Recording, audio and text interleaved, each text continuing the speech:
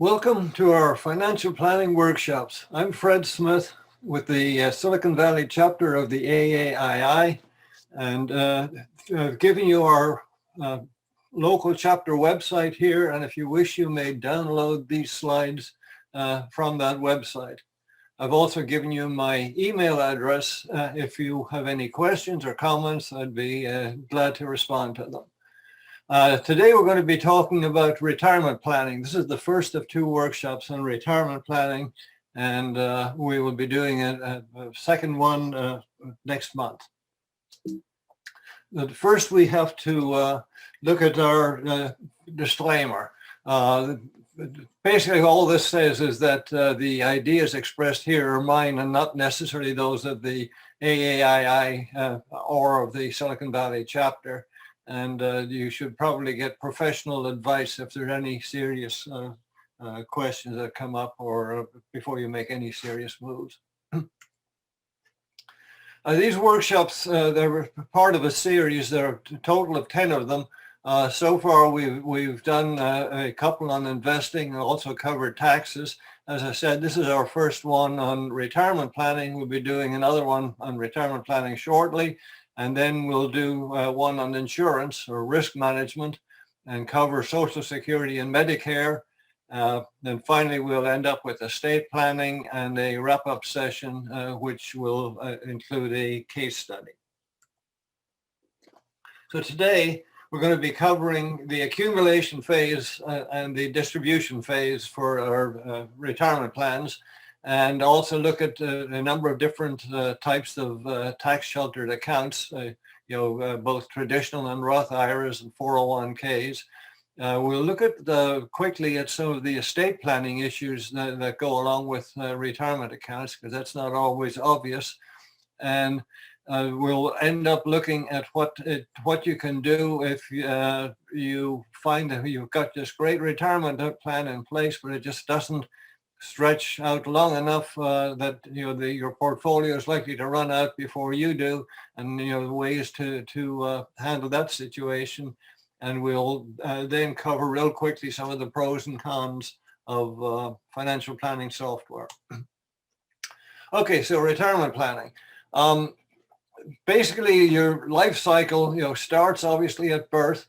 There's maybe 20-year learning period until we get to graduation day.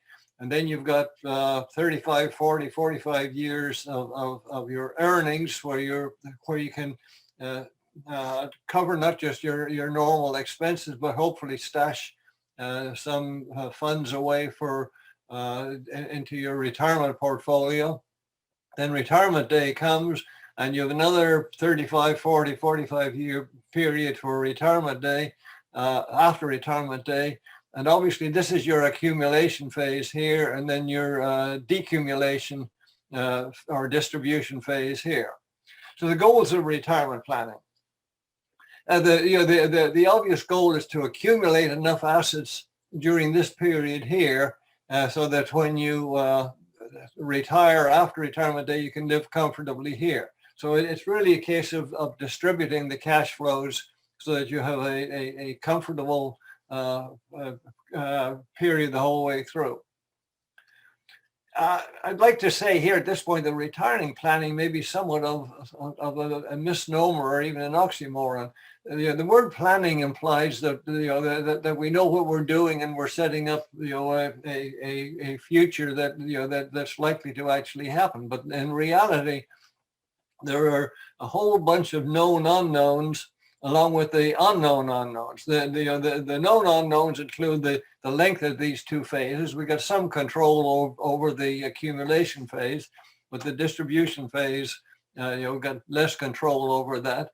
We know nothing. Well, we know a little about the return on your retirement portfolio, but projecting it over that long a period is obviously a tricky maneuver. We don't know about inflation. Then there's a sequence of return risk, and we're going to be talking more about that in the second workshop on retirement planning. But there's also a sequence of expense risk where your medical expenses and long-term care and stuff like this can create some major cash flow issues at unpredictable times. So, we're using the phrase retirement planning somewhat loosely. Okay, we'll start off on graduation day for Alan. Alan is a bright young 20-something. He's just graduated from Prestige U. He has an advanced degree in computer sciences, and he's going to start to work shortly at Giggle Corp. They're being very generous in giving him $100,000 per annum, as a starting salary. And we're sort of rounding out the numbers here to make our math easier as we go through this. Now, if you want to fast forward 50 years to Alan's retirement day, he's now 70-something, and he's looking forward to a long and comfortable retirement. And the question comes up, how much is he going to need and how is he going to fund it?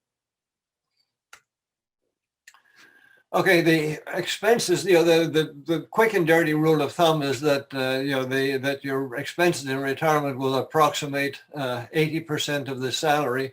And that would be $80,000 for Alan, in today's dollars. I'm not going to go through the math for projecting the future value for all of this. The income that Alan will have to fund these expenses is our classic three-legged stool. Social Security income and possibly a pension income and income from his retirement portfolio. Those are the three legs of the stool. Now let's assume that Alan's going to get $30,000 per annum from Social Security. Again, we're talking about today's dollars. Assume that Giggle does not offer any pension, so the rest of Alan's needs have to come from his retirement portfolio. So that means that he's going to need to build a retirement portfolio that will be able to fund him $50,000 per annum. Now, if you look at Bengen's 4% rule as a starting point, and again, we'll be discussing that at the next workshop, but if you take that as a starting point, that would mean that Alan would need just over $1 million on the day he retires to fund the balance of his retirement. 4% of 1.25 million works out at $50,000 per annum. The problem, though, with Bengen's 4% rule is that, first of all, it only covers 35 years. And secondly, it was done over a period when the returns from fixed income were much more significant than they are today. And a lot of folks are saying that the 4% rule is overly generous.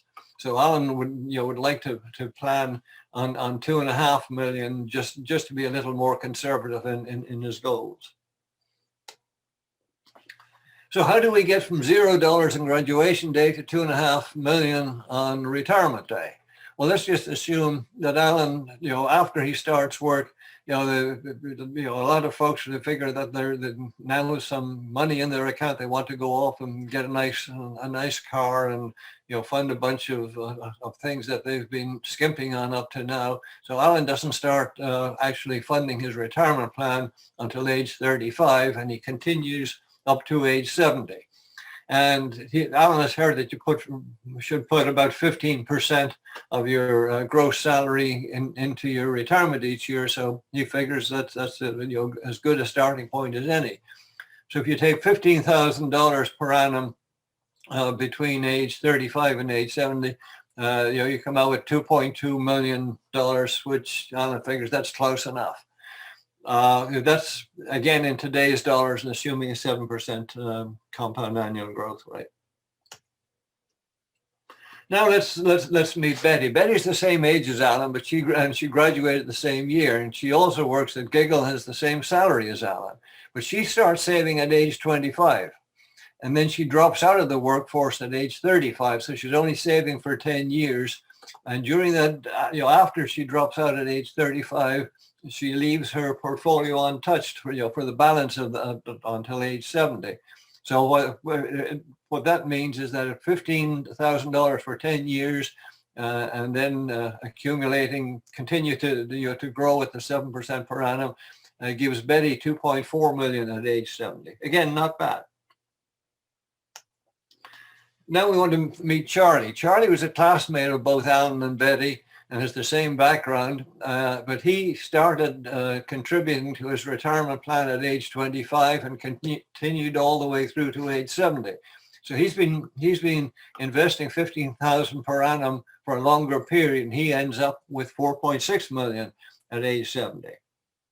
So if we look at this graphically, what you see is, Alan is shown in blue here. Betty starts back here and contributes up to this point, and then contributes nothing further, but her account continues to grow, and she winds up very close to the same amount as Alan. But Charlie started back here and continues contributing all the way. So he winds up at almost twice what Alan and Betty do. And the takeaway from this is, number one, you need to start early. There's a big advantage in starting early. It's important. And secondly, 15% seems to be about right for most people under average conditions. So there's a chart that T. Rowe Price has published, which I find kind of interesting. It shows what percentage of your salary you should have in your retirement plan at various ages. So when you're starting off is very, very low, but they're saying that by age 60, your retirement account should be 10 times your current gross salary. My own personal opinion, they've not extrapolated it beyond that, but my own personal opinion is that at age 65, you need at least 15 to 20 times. And in fact, if you believe Bengen's 4% withdrawal rate, you'd need 25 times your salary in your retirement account, at age 65. And again, you want to save, at least 15% of your gross salary. Michael Kitts is a little more pessimistic. He figures that instead of pulling 4%, 3.3% is a safer initial withdrawal rate, in which case you'd need 30 times your annual salary.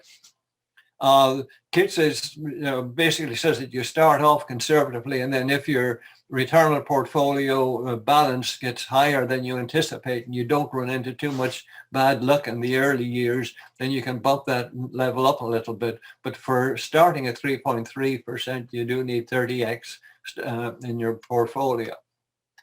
And Kitts also warns against what he calls lifestyle creep. Once if you get an annual raise, at work, don't go spending it all on frivolous stuff. You want to bank most of it. It's okay to take a little out to splurge, but don't let the additional raise go to your head and spend it all now, because if your lifestyle continues to creep in that way, when you get to retirement, not only will you have a lower amount in your account, but your lifestyle will be more expensive, and you're going to have a tough time continuing to live in the manner that you might want to become accustomed to. Want to look real quickly, not so quickly, at a bunch of tax-advantaged retirement plans. The employee salary deferral plans are everybody knows about the traditional IRA and Roth IRAs. There are employer-sponsored plans like 401ks, 403bs, simples, SEPs, and individual 401ks, and so on. And there's also what I call a pseudo-retirement plan that I want to spend a little time on. That's a health savings account. It's got great tax advantages for saving. It's really meant for obviously health care, but it can be useful in providing tax sheltered dollars for your retirement. So we'll spend a little time on that as well. For the traditional IRA, contributions are obviously, most people are familiar with this, but contributions are deductible from your taxes, and the growth within the plan is tax sheltered. Withdrawals have to start or can start after age 59 and a half, but they're all taxed as ordinary income, and that's a fairly big hit. Withdrawals before age 59 and a half are assessed a penalty, although there are some exceptions to that, but consider a 10% penalty is likely. And the required minimum withdrawals start at age 72. That's been bumped up recently from 70 and a half.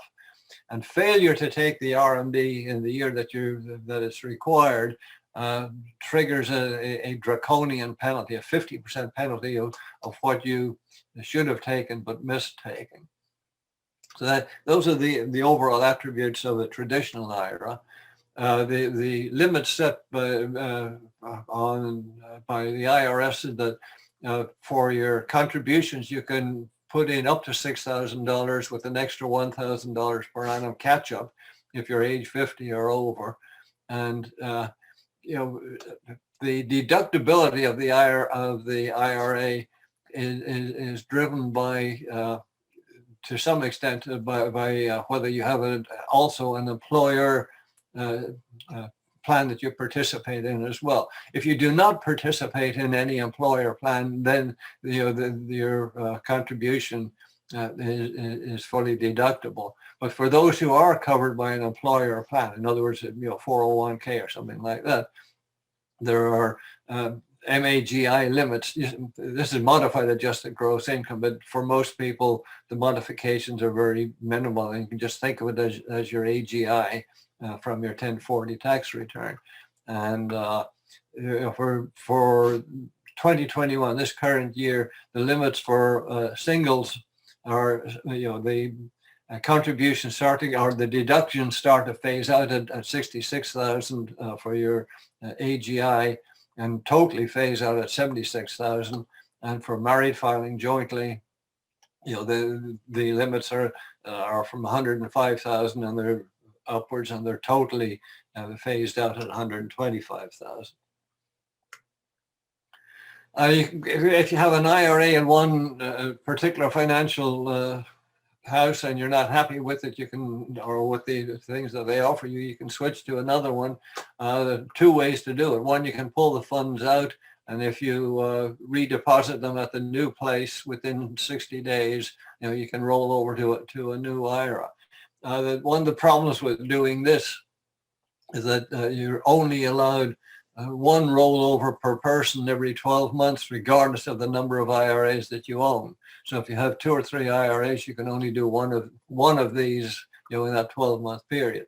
A much better solution, safer solution, is to do a trustee to trustee transfer, where you basically tell the first financial house what you want to do, and make sure that they talk directly to the second one, and you don't get your hands on the money at all. In that case, the 60-day rule doesn't come into play, and there's no limit on the number of these rollovers that you can do. Required minimum distributions now start at age 72, and they're based on your age and your life expectancy, and the tables for this are being revised. The old table said that at age 72, the IRS said that you had a joint life expectancy of 25.6 years, and that's now been bumped up to 27.3 years on the new tables. I don't think the tables are actually available. I think these tables have been set, but I'm not sure that they're being released. I think probably may not be released until 2022. So I'm not sure which table applies in 2021. It could still be this old one. The advantage of this is that the actual RMD percent that you're required to pull out is being decreased, and therefore the number of dollars you have to pull out, which is really just the percent times the account value at the end of the previous years. Now, a small percentage drop here doesn't look like a big deal, but this is per annum, and the difference grows year to year to year. And if you're doing this for a number of years, 20 or 30 years, the difference could, in the total dollars taken out, and therefore in the dollars remaining and allowed to grow, it could be very significant. Again, don't forget there's a draconian penalty for missed RMDs, 50% of the dollars not taken. The IRS publishes the RMD tables, and you can easily look those up on their website, but they're a little confusing. The table most people use is table 3, here at the bottom, which is for an IRA owner can either be unmarried or married with a spouse who is not necessarily the sole beneficiary and is not necessarily more than 10 years younger. This is the typical case for most people. But for the special case where the owner is married and the spouse is the sole beneficiary and is more than 10 years younger, the IRS is a little more lenient and says that the RMD percentage is going to be a little lower, but you need to satisfy both of these requirements. Table 1 is not for owners, that's for beneficiaries. So I think they kind of put these tables in the reverse order, but just be careful when you're looking up data that you go to the right table. Non-deductible IRA is merely just a regular traditional IRA, except that you don't meet the Magi limits and therefore can't deduct the contribution. The same limits apply to your contribution, but they're obviously not deductible in this case. And the earnings on the account still grow tax deferred. The after-tax contributions that you made into the account when you start to withdraw from it are withdrawn tax-free, but the earnings are taxed as ordinary income on withdrawal.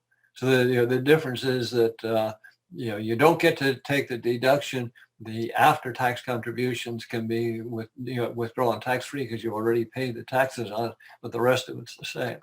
A spousal IRA is merely a traditional IRA that that has all the same limits as before, but a spouse that has very little or no income can open up a spousal IRA and does not have to limit it to the amount earned.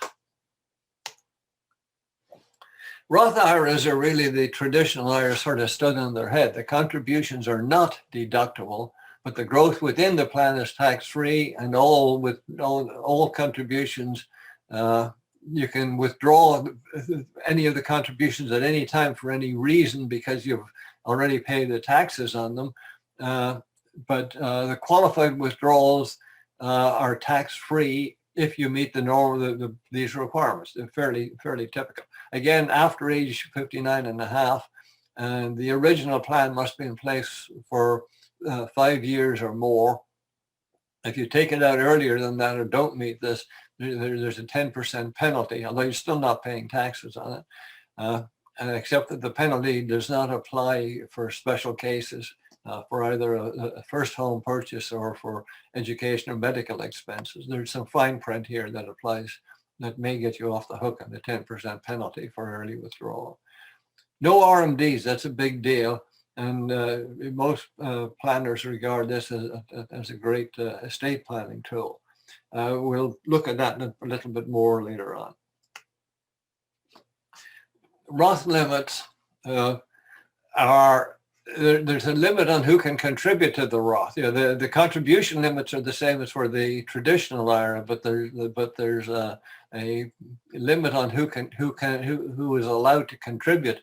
And for single taxpayers, the limits start, the contribution limits start to phase out at 125,000, and they're totally gone by 140,000. And the numbers are significantly higher, obviously, for married filing jointly folks. So not everybody is eligible to contribute to a Roth. However, it is possible for anyone to convert some or all of their traditional IRA to a Roth. You're going to owe taxes on the deductible portion of the contributions that you made into the traditional IRA as you convert them over to a Roth. You don't have to convert it all in one shot. It doesn't have to be an all or nothing. You can do partial conversions, and what a lot of folks do is do a partial conversion up to the level of the top of their current tax bracket. They don't want to do any more in the conversion because they don't want it to kick over to a higher tax bracket. You used to be able to recharacterize the conversions, in other words, undo it up to a year later if you wanted to, but the recent tax law changes have eliminated that feature, so you can no longer recharacterize a conversion. It's a done deal. You have to wait 5 years before withdrawing any of the converted balances, the same as the contributions. and otherwise the 10% penalty that we talked about before applies. Some folks that are not eligible to make a regular Roth contribution can use what's called a backdoor Roth technique. If your AGI exceeds the Roth limits, you can make a non-deductible contribution to a regular IRA and then convert it to a Roth. You have to then, that sounds great. It's a way of getting cash, initially into a regular IRA and then doing a conversion, and which gets around the AGI limits. But it's not quite that straightforward, because the IRS is what they call a pro rata rule, which means you have to take the combination of all of your IRAs when you're looking at the taxability of the conversion. And it works best if you just have a very simple case where you've got no other IRAs other than the one that you're contributing to up here. But if you have a bunch of other IRAs, then you've got to lump them all together and work out the total that has been with non-deductible and the balance that's been deductible, and use that ratio in determining what taxes need to get paid on the conversion to the Roth. For this reason, you want to be careful about rolling old 401ks into an IRA when you're changing jobs, because that means that they would be included in the pro rata rule. Some folks use a technique going the other way. They move the pre-tax dollars in their IRA to a 401k or 403b if the employers permit that, and that way those dollars are not included in the computation, the pro rata computation, and then they convert all the after-tax dollars to the Roth. It gets complicated, and you may need professional help to work through that. It's a good concept, but just be careful of the practical aspects. Traditional 401ks behave somewhat similarly to a traditional Roth, except that the limits are a little bit different. These have to be set up by an employer, and the employer may require typically 1 year of service before you're eligible. The tax implications are the same in principle as for the traditional IRA. Pre-tax contributions, earnings grow tax deferred, distributions are taxed as ordinary income. Again, a 10% penalty for early withdrawal, and there are RMDs that start at age 72, and again, the draconian 50% penalty if you miss. The limits for a contribution for the 401k, 19,500 for everybody, and then those folks over 50 get to do an additional 6,500. So they're significantly higher than for an IRA. Most employers provide a matching contribution to encourage the staff, all of the employees to contribute. Typically, the match is 4% of salary, and the vesting on the match can be anywhere up to 6 years. So that again, it's designed to keep the employee in the same job and not moving on. And the employee contributions are always fully vested. They're complicated for the employer to set up. You have to do an average deferral test, an ADP, to limit the benefits to highly compensated employees and so on. And the reason for this 4% match is so that these folks can be factored into to use the 401k, and because it depends on the ratio of highly compensated employees to the general employees. The employer may set up the plan to allow additional after-tax contributions that will not be deductible, but the total has to be limited to $58,000 plus the catch-up for those over age 60. Again, this may be a way of getting some dollars into a backdoor Roth. Some plans allow the employee to take out a loan if necessary against their 401k balance. it should be discouraged. I mean, unless it's not a good idea to do it because of all sorts of missed opportunities. And a lot of employers do not have this feature because the additional paperwork involved in the hassle. The employer has a fiduciary responsibility in setting up the plan. Besides selecting and monitoring the service providers, they have to understand the fee structure, and it's the fiduciary responsibility of the employer, or the 401k committee, put up by the employer to provide a decent selection of low-cost funds for the employee to select from, and to benchmark these regularly, against other funds regarding performance and fees and so on. Most employers take this task fairly seriously, but some folks, especially at some of the smaller corporations, do not have the expertise or don't put in enough work to give the employees a decent selection of funds to pick from. And if you're not happy with the offering from the employer, or if you find that the funds have an expense ratio that's far higher than you're comfortable with, and don't have a range of low-cost index funds, for example, you've got a number of options. First thing is to discuss it with the sponsor, typically with their HR department. Try to have them add a few index funds, or to give you access to a brokerage window where you can get access to a wider selection of funds. If you're still not happy and can't make any of these things happen, document the problems, and maybe get some other employees to join with you in that, and consider legal action if necessary.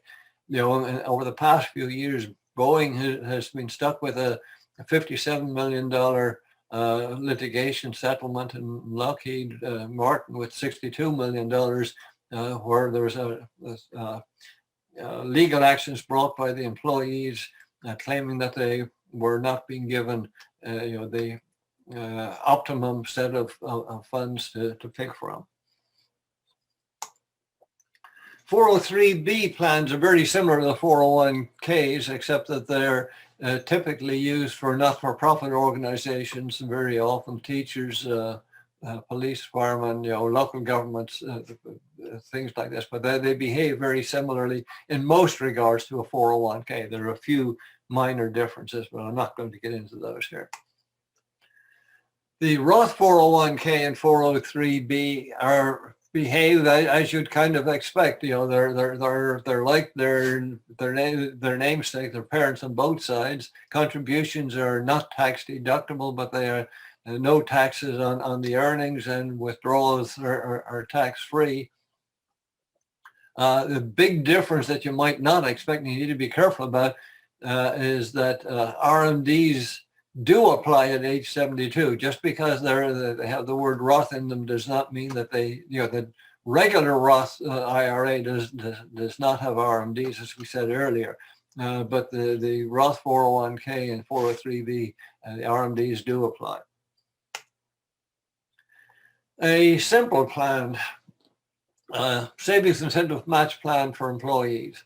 That's usually set up by small employers. It must be less than 100 employees, and the employee contributions, they don't have to make them. They're optional, and the limits for 2021 are the same as for 2020, which is $13,500 per annum, with a $3,000 catch-up for age 50 or older.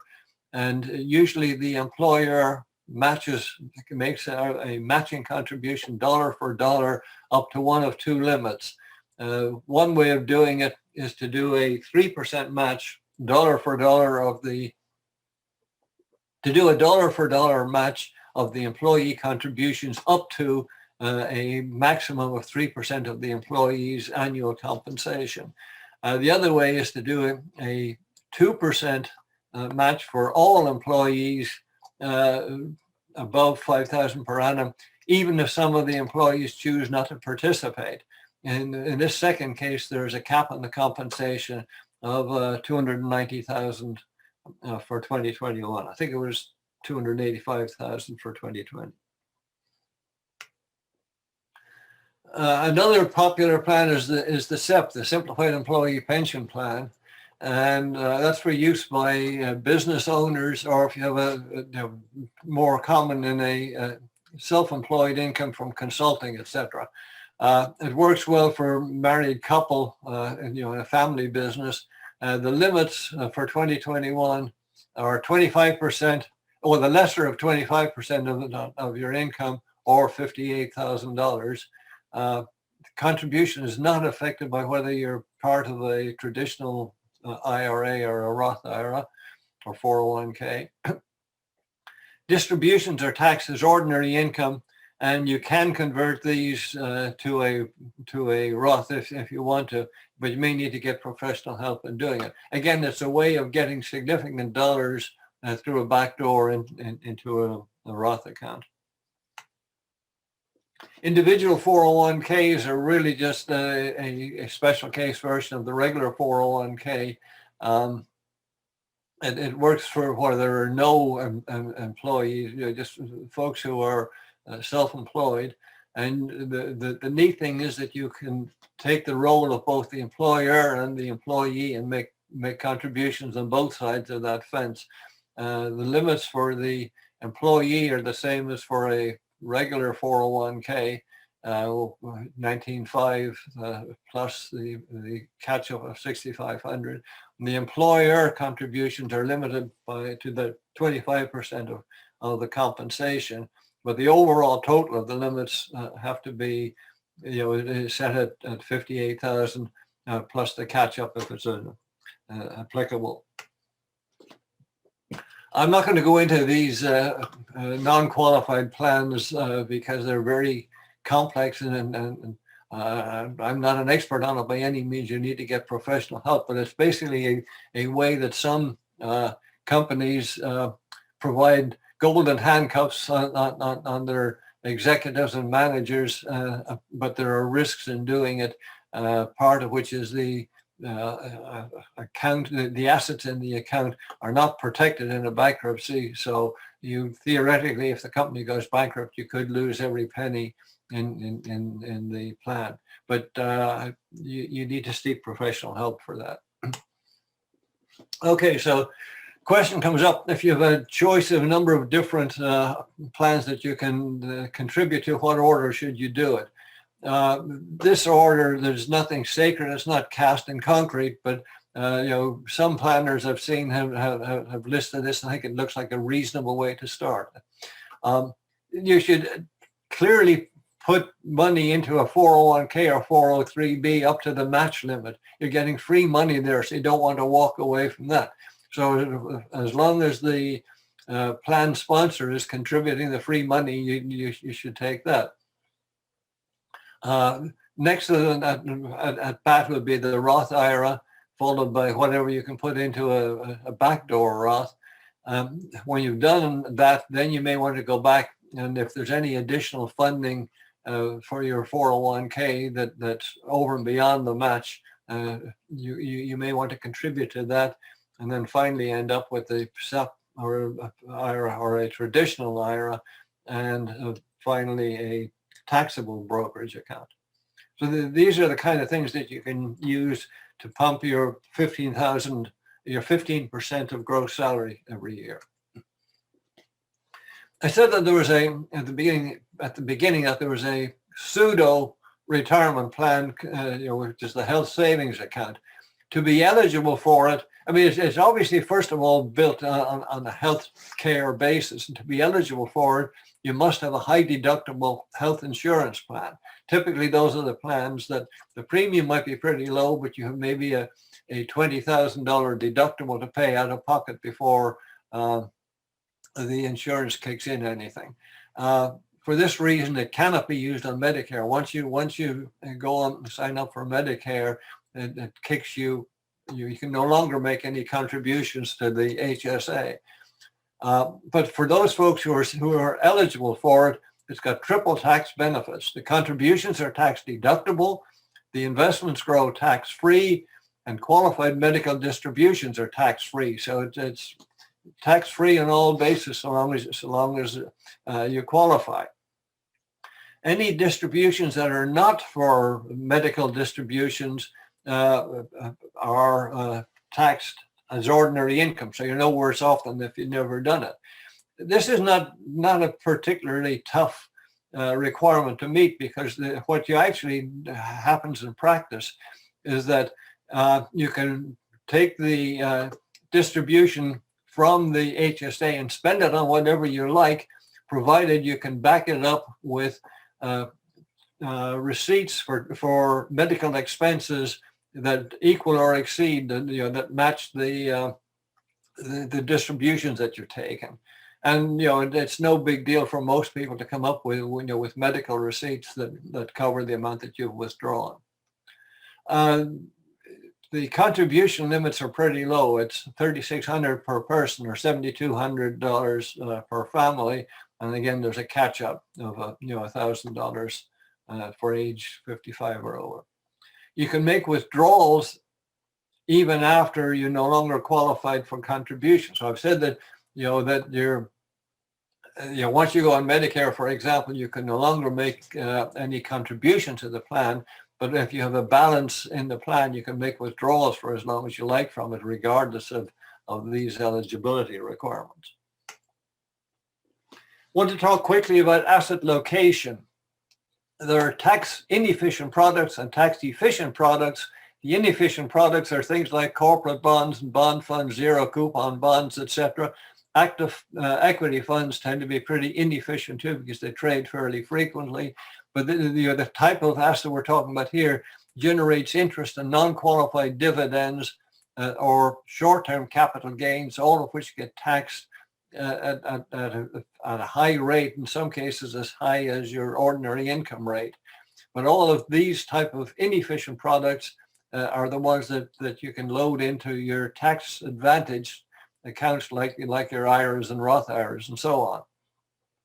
For the tax efficient products, think in terms of muni bonds. ETFs are pretty tax efficient, as are index funds, and things that generate qualified dividends or long-term capital gains. These have all got a preferential tax treatment, and they can go into your taxable account. So it's important, I think, that when you're setting up your various accounts, that you keep this in mind and put the proper assets into the proper account. You can't do it 100%, with the brick wall between them, but think in terms of biasing that data into it when you're setting it up. I said that at the beginning that we're going to look at estate planning issues. There's some stuff that's not all that obvious. The estate tax per se, there's a large exemption nowadays. It's $11.7 million in 2021, which covers a lot of folks. But recognize that sunsets, even as the law currently stands, in 2025. And with the current new administration moving in, that may get switched back to the old exemption, pre-tax change values that are half of this or even lower. So don't consider hiding under that as being an absolute. It's likely to go away at some point. But you do need to be careful about income tax efficiency, and that's where your retirement accounts differ. Roth accounts are clearly the best because there are no taxes owed by the heir, by anybody who inherits one of these accounts. The taxes were paid initially, and then everything that's withdrawn either by the original owner or by the heir is tax-free. The next best is actually the taxable accounts. They're pretty good because you get a step up in basis on death of the original owner. And so the heir will owe no tax at all if sold immediately. And the only tax that would be paid eventually is anything that on the growth after the the balance on the day of death. The worst are the tax deferred IRA accounts, the traditional IRA, because they get no step up in basis, and you owe ordinary income tax on all distributions, again for the original owner or for the heir. There are a special case where a spouse can assume an IRA at death and make it her own, his or her own, and that allows some stretch RMDs, but stretch IRAs, but that's much more limited now because of the law change. And so for regular IRAs, if you're charitably inclined, that may be the kind of asset that you might want to leave to charity, because it also counts as an RMD. But again, this can get complicated, and you need to talk to an estate planning attorney. What's happened to the Stretch Ira? Well, it's basically gone as of the Secure Act from just over a year ago. The only special cases where the Stretch Ira still applies is for a surviving spouse of the original owner, or for a minor child, or for a person greater than 10 years younger than the decedent, or for disabled or chronically ill individuals. For everybody else, the IRA account must be emptied completely within 10 years of the original owner's death. Now, there's no RMD requirement. You don't have to do a certain amount every year. You can leave it all, to the 10th year if you like, which may not be a good plan because it might bump up your tax bracket for that year. But you have the choice of when you withdraw cash from the account, but it must be completely emptied within the 10 years. If you're leaving this to any heirs, I think it's important to let them know about what's happening and to educate them on this. And again, you need to talk to your estate planning attorney. Beneficiary forms are critical. You need to review them regularly, especially if there have been any changes, births, deaths, marriages, divorces, etc. The retirement accounts passed by contract, and anything that you put in the will or the trust is basically ignored. The retirement accounts govern the beneficiary forms with the retirement accounts govern, and you need to double check those on a regular basis, especially for folks who are divorced. If your divorced spouse is still on there, he or she may be very surprised if you didn't change it, that they're getting an inheritance that they did not expect. Again, talk to your attorney. What if you're not able to stretch your great plan out to age 100? You've got everything all worked out, but you're nicely funded up to your mid 80s or age 90 or something. But if you figure there's a possibility you might live longer than that, what can you do if there's a chance that you will outlive your portfolio? Talk to your kids and grandkids about starting earlier. That's the real fix to all of this. It may be too late for some of us, but make sure that the next generation is aware of the importance. And you can save more during your retirement or during your working years. Put a higher percentage in. Work for an extra few years. This is not a good plan and not a popular one. It's to reduce withdrawals if you absolutely have to. Move to a cheaper area, go to a smaller home.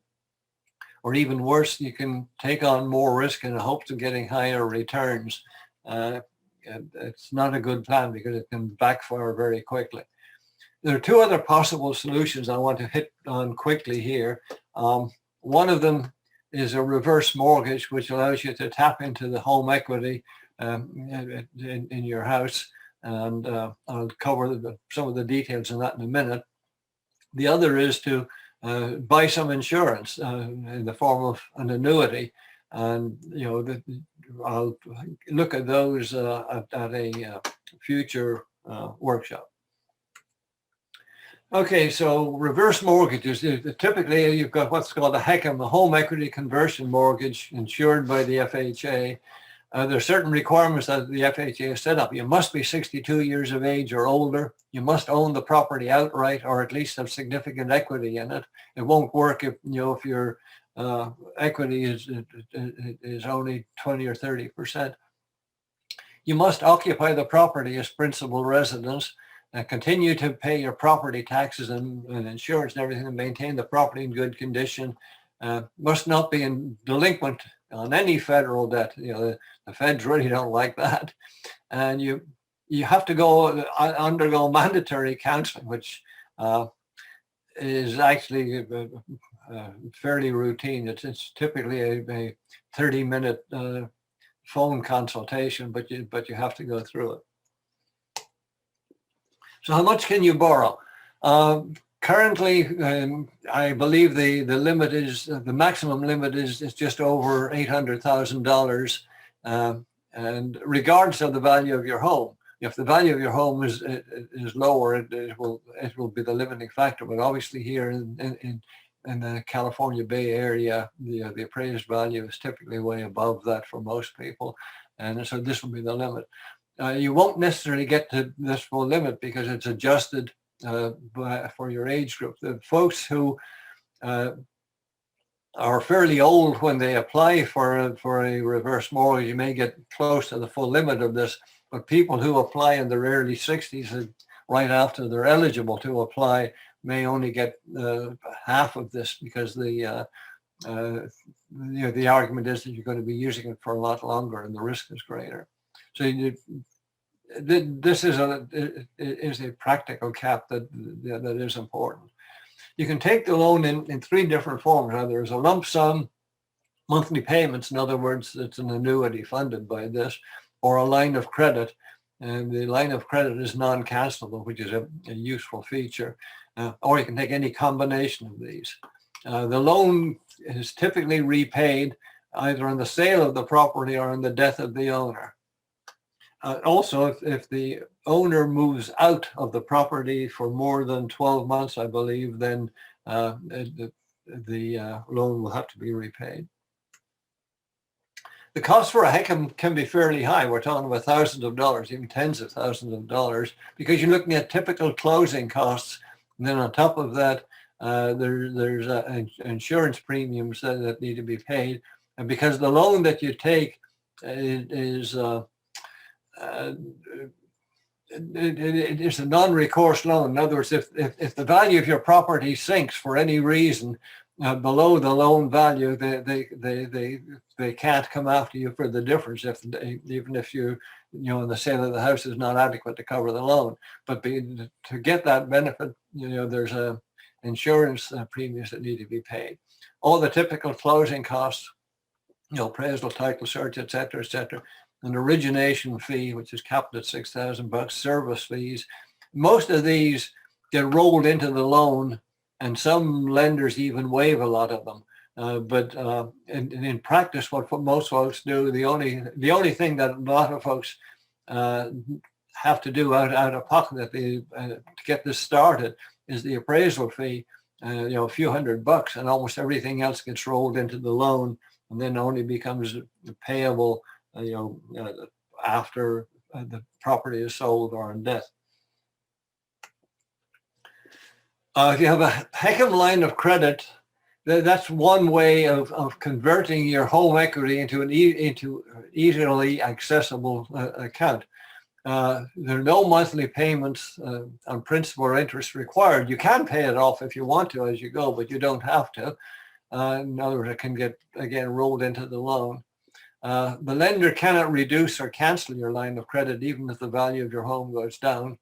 And the unused line of credit grows over time. So if you take it at an early age, it grows, I believe, at the same rate as your interest rate. So if you have a 4% loan, it will grow at 4% per annum.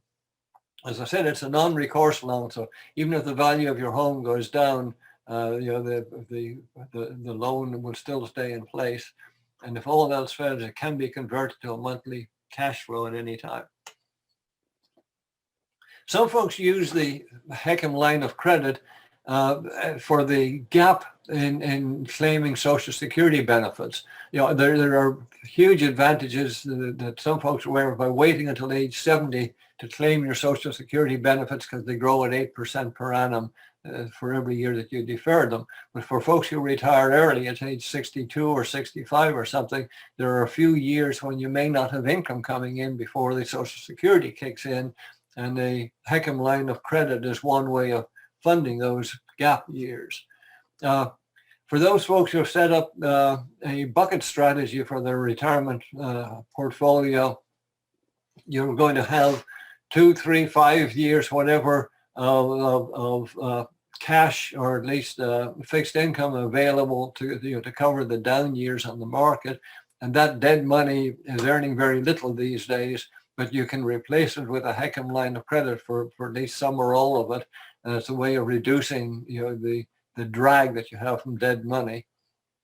It provides flexibility in your investment bucket, because it lets you sidestep the sequence of return risk of having to sell equity assets into a bear market. Again, instead of doing that, you can use your HECM line of credit. Some financial planners have run Monte Carlo simulations on a whole bunch of different options here. And in general, the agreement is that you can extend the life expectancy of your retirement portfolio by tapping your HECM line of credit in down markets in place of being forced to sell at an inappropriate time.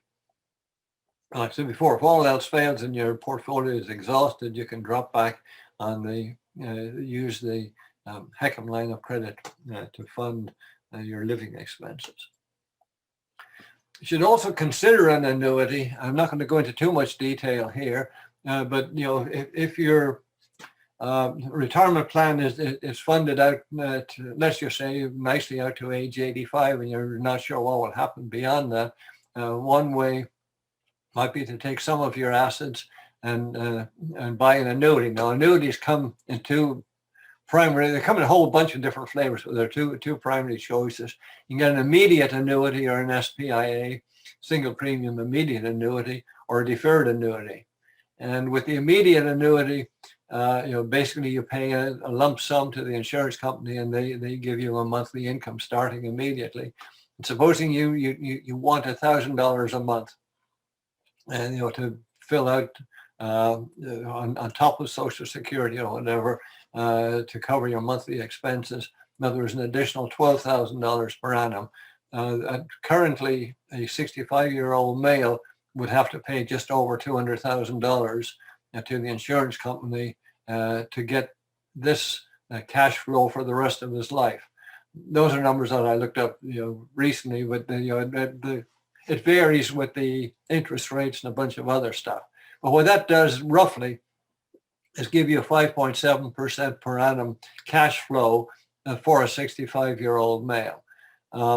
Recognize this is not a yield. Don't confuse this with a bond or fixed income yield, because here you are actually chewing into your principal, as well as the interest coming from it. For a deferred annuity, the same type of structure is here, except the benefits don't start coming in until a certain age. I've somewhat arbitrarily picked age 85 here. So if somebody wants to pay an insurance company to give them their $1,000 a month starting at age 85, again, for a 65-year-old male, it costs just less than $40,000 to do it. So you're now looking at roughly 30% per annum cash flow.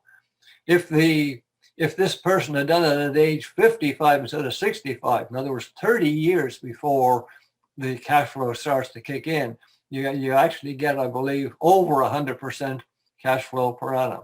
So that for $12,000, you could, at age 55, roughly, you could buy $12,000 per annum from age 85 on.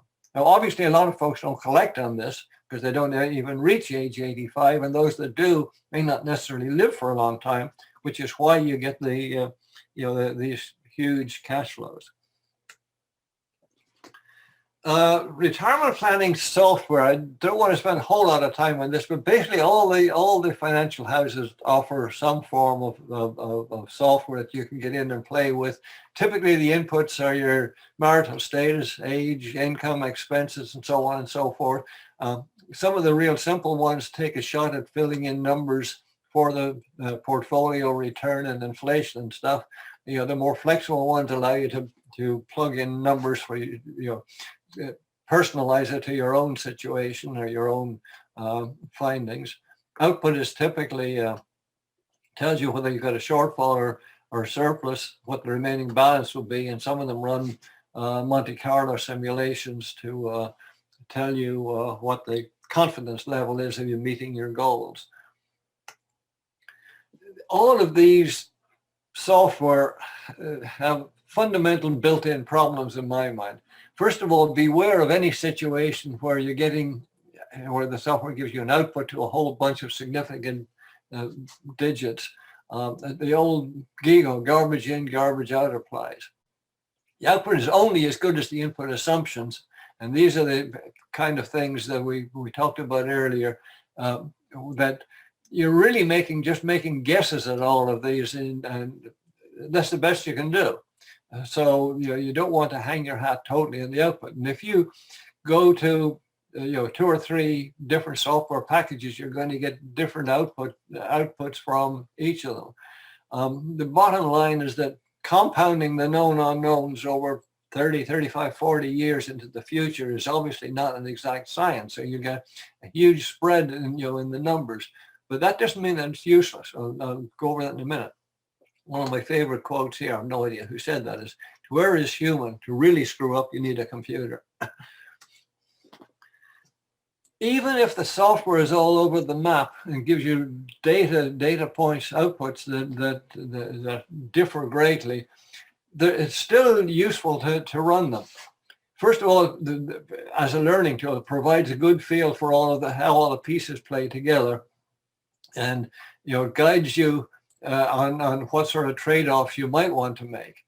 It's good for analyzing different scenarios. What happens if I delay my Social Security, or what happens if I work for an extra few years and stuff like that? How much benefit am I likely to get?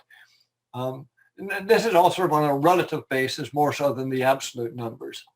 It lets you do sensitivity analysis. What happens if my guess of getting a return of 7% per annum is wrong, or if my inflation projection is wrong? How much does that change the outcome?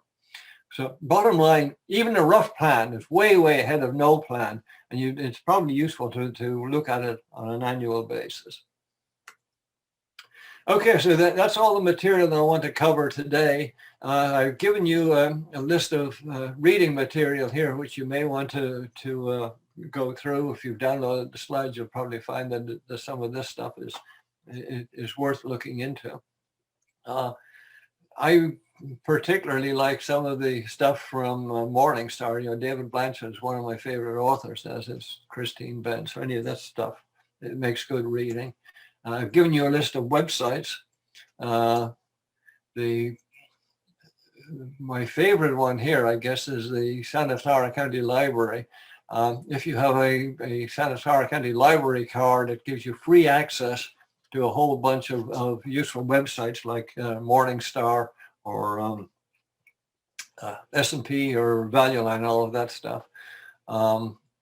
These sites down here give you a quick look at reverse mortgages and that immediate annuities if you wanted to get some quotes for yourself. And finally, we end up with the mandatory cartoon. This is what financial or retirement planning looks like to most people. It's Egyptian hieroglyphs, and we hope that the last hour has taken you a little bit beyond that. So thank you for joining me on this, and we look forward to seeing you on the future one.